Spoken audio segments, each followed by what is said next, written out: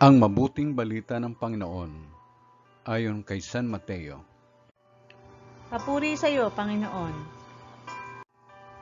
Noong panahong iyon, sinabi ni Jesus sa kanyang mga alagad ang talinhagang ito.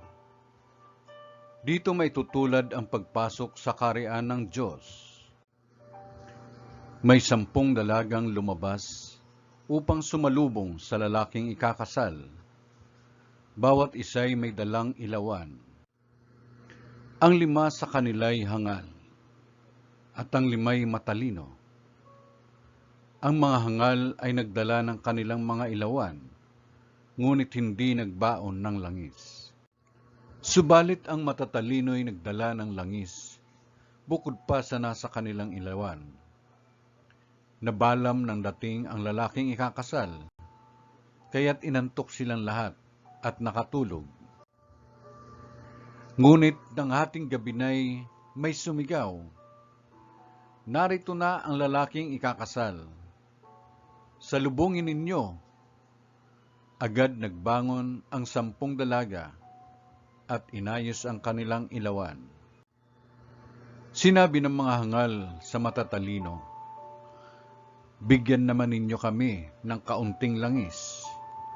Aandap-andap na ang aming mga ilawan eh.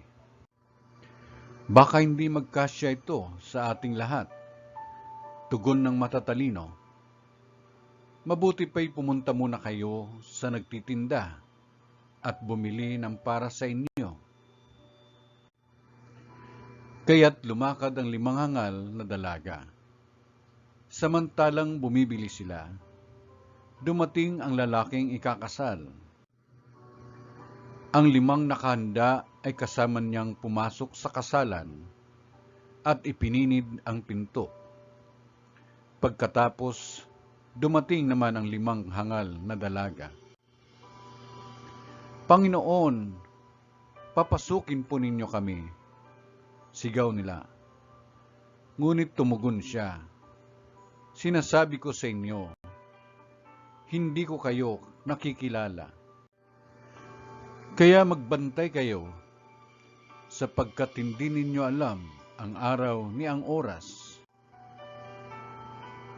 Ang mabuting balita ng Panginoon. Pinupuri ka namin, Panginoong Hesukristo.